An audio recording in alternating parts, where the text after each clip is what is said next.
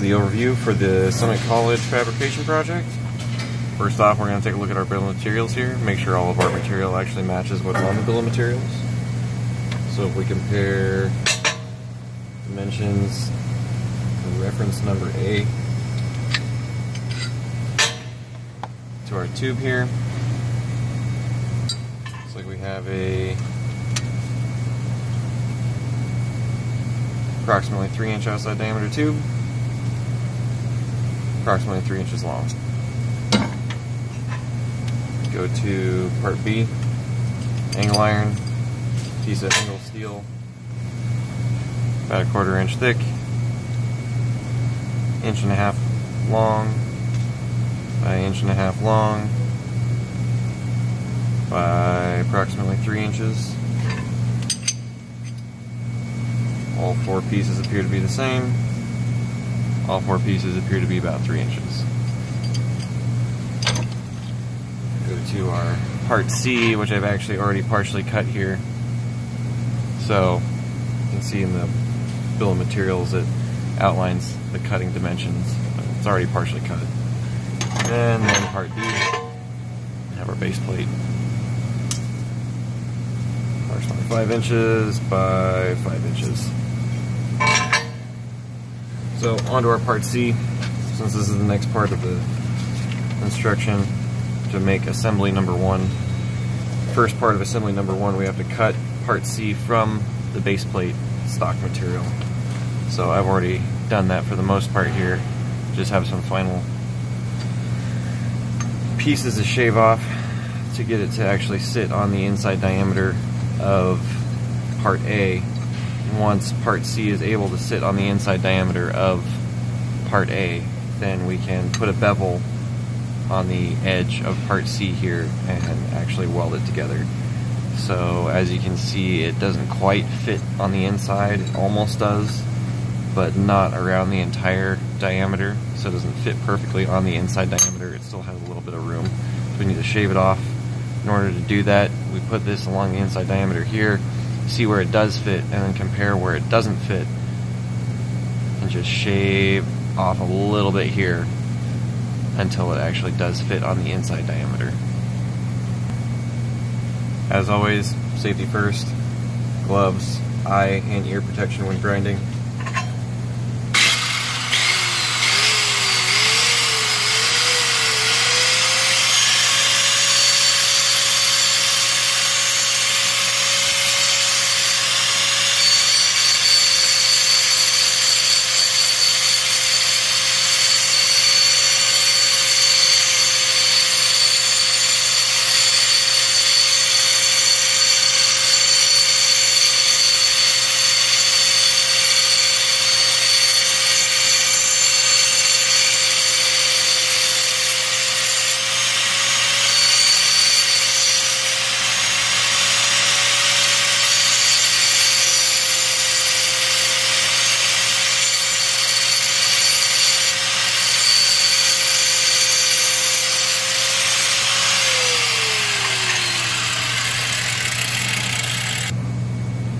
As you can see here, we just have a very, very small amount of material to shave off just this little point right here before it'll fit on the inside diameter of part A. Almost. Very, very close. Just a little bit more. Slow is better than fast. Just don't take too much off. Alright. Now it sits perfectly on the inside diameter of the tube. Sits nice and flush. Now we can go ahead and bevel the edge on part C to form assembly number 1. What I'm going to do in order to keep this part stable while I put the bevel on it is I'm going to take it, hang it off the edge of the table, clamp it down with a vice grip, take my grinder, and just do a slight 45-degree bevel and loosen it up.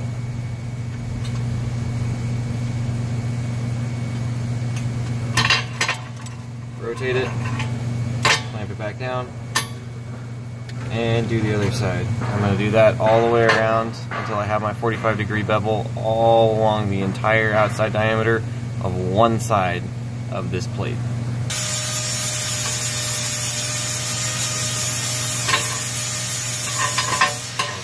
Bevel on approximately half of this plate, roughly 45 degrees. Nothing super precise, but you know, just about 45 degrees. Now I'm going to flip it over, slide it back down again,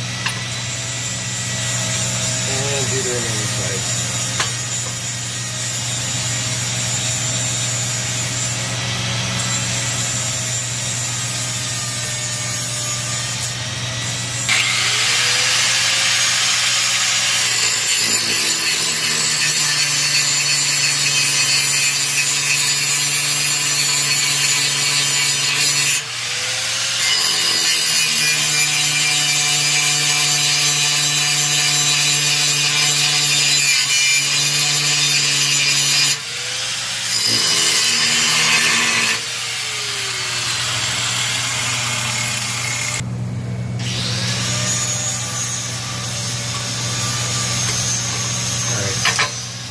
Now we have our 45-degree bevel along the entire diameter of our part C plate right here.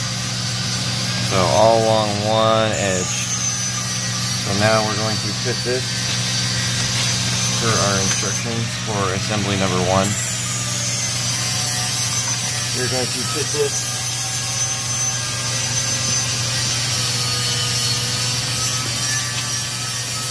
into part A, like so, as per the instructions. You can see right here, and we'll start welding. To keep everything nice and flat, to get this tack welded in place, I've put the assembly as it is to be tacked on top of part D to keep it nice and flat. I'm going to go under here and tack weld it in place, just to make sure everything sits nice and flat and flush, since the instructions call out for these two plates to be flush, the tube and then the base plate that we're welding onto it.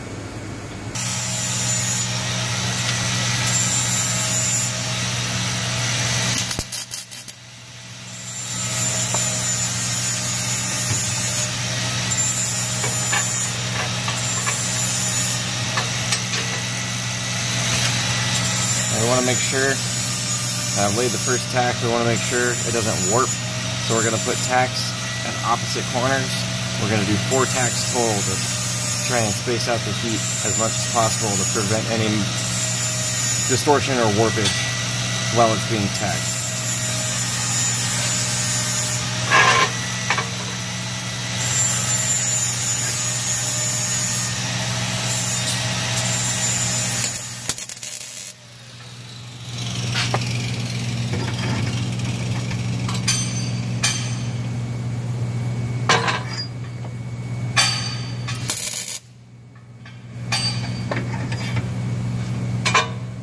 Now we have our second tack across from the first one. I'm going to check and make sure it's nice and level and flush still. Everything looks good there. Take this plate, put it on top, kind of check.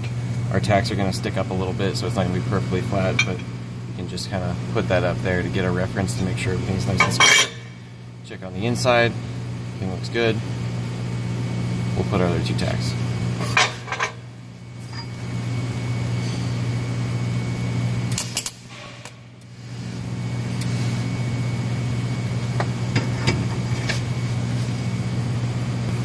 Now we've deposited our other 2 tacks, we're going to weld it in quarters. We're going to go 1, move across the other side, 2, across the other side, 3, and straight across 4.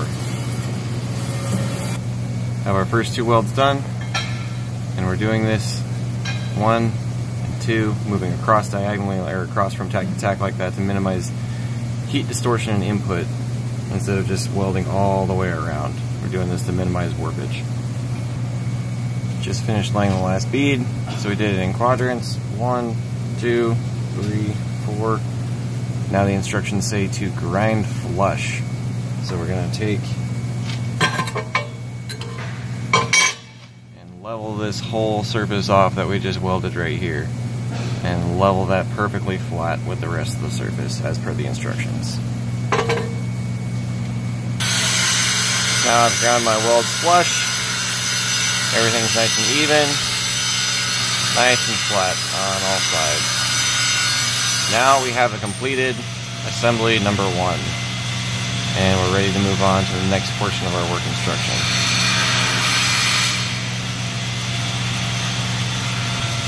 Now that we're done with assembly number 1, we have it all complete and assembled. We have this whole assembly finished, have this part C cut out, and this part C placed into part A. We have this weld completed. Now we move on to the final assembly. We refer to these blueprints here, or these drawings here, to tell us how the final assembly is going to be created. And we have to also refer to the back page, the final assembly weld details, which are also going to tell us more instructions on what the final assembly needs to be, what everything needs to measure out to, and where everything needs to be placed. So we're going to be comparing the bottom half of this page with the last page of this instruction to really understand what the final product is going to be. For this next portion, there's multiple ways you can do this. I'm going to show you a couple different ways that might work well for you. But essentially what we're going to be doing is putting this assembly together for the final mounting and final assembly of all the main components, the assembly number 1 and the rest of the remaining pieces. So for this portion we're going to have to refer back to our blueprint.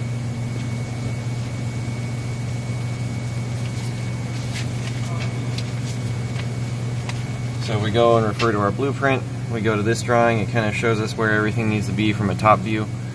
From the top view it gives us all of our dimensions and all of our measurements that the assembly needs to meet from looking at it from the top. Since we're looking at it from the top sort of view here, that's what I'm going to do first. And for these pieces here, it's probably a good idea to kind of deburr them to get an accurate measurement and to make sure none of these little pieces screw up your measurements as you're trying to get all your measurements according to the blueprint. So I'm going to deburr those pieces real quick, and then we'll get started on mounting everything up.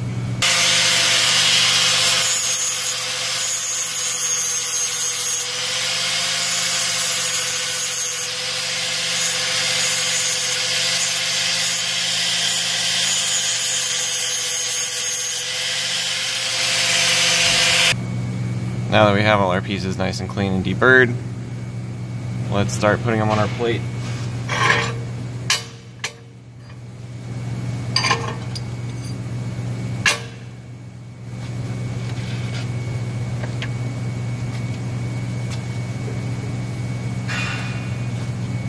So according to our blueprints here, these are our given measurements. We want to get our plate to equal these given measurements.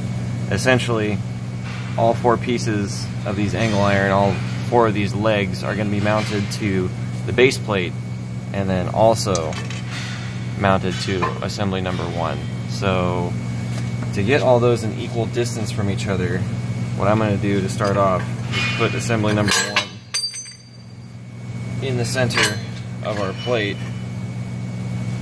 and now we can center all 4 of our legs here.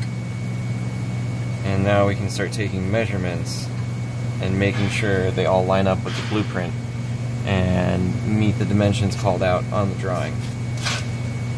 Take our dimensions here, compare them to our blueprints, and then we can take this out and check again and make sure all of our measurements equal what they're supposed to. So that would be one way to do it. Another way to do this would be to refer to our next page. No, I'm sorry, back on this page. Refer to our drawing here from a side view. And in reference to the side view, mount these legs or pieces here to the side of assembly number 1. take our measurements, make sure they line up with the measurements that are called out on the drawing. Clamp this down or hold it in place, tack it in place.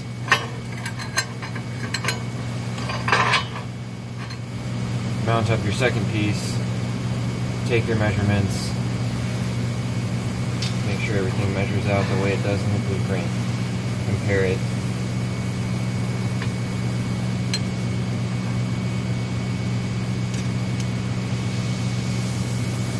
Tack it in place, then swap to the opposite side. Do the same thing on the opposite side. Get it all tacked in place, and then mount it to the plate. Whatever way you find easiest does not matter as long as the end result is the same. So whatever is easiest for you, whatever works best for you, any way that you're more comfortable trying to clamp this thing down and getting everything to line up and measure out the way it does on the blueprint, that's what's most important. Remember the old saying, measure twice, cut once. In this case, measure twice, only have to weld once, because you're going to waste a lot of time having to rework everything if you don't measure correctly or carefully, and you end up having to either cut tacks or remove things after something has been welded. So drop a couple small tacks, measure again. After you do a couple tacks, do a couple more tacks, measure again. Once all your tacks are done, measure again as many times as you need to make sure you get it right, because once you tack it in place and then go to weld it for the final time, it's going to be hard to cut and go back and redo it if you need to. So just make sure that you measure as many times as you need to get it right, because you're going to waste even more time going back and having to redo it if you mess it up because you didn't measure enough times. So just make sure everything's measured out the way it should be, and you should be good. And remember, just do a couple tacks at opposite corners to start off with to distribute the heat evenly throughout the plate. You don't want to do a big tack and then do a big weld on one side and have your plate or one of your legs or something coming up on one side. So do a couple small tacks, measure, do a couple small tacks, measure, do a couple small tacks, measure, so on and so forth until you feel confident with it. This is what I'm talking about when it comes to heat warpage and distortion when you're dropping down just a little tack. All I have is just one simple little tack weld here, and it made this side kick up. So just make sure that you don't drop a tack weld over something like that. Make sure you straighten it out and get it flush down with the rest of the plate before you do a tack weld on that. As you can see, a little clamping force on the right surface, and you drop a tack weld, problem solved. No more warpage.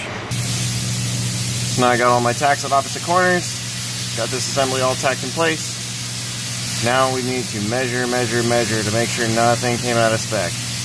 Very important to make sure before you do any final welding that everything checks out according to the blueprint. Because like I said before, going back and having to rework it is going to take you way more time than double, triple, quadruple checking all your measurements to make sure everything is good. So I've taken all my measurements and I have my base plate welded. So I have all my welds done on the base plate. Everything's good there. I have my top assembly number 1 all tacked in place, taken all my measurements, and it is all good to go to be welded up for the completed final assembly. Now with our final assembly complete, go back to our instructions, compare all our dimensions, all our blueprints, all our drawings, schematics, everything. Go over it one more time, make sure, measure everything. Make sure everything lines up, because we have a 16th inch tolerance here, so if it's more than a 16th inch out, it is not okay, and it is not good to go.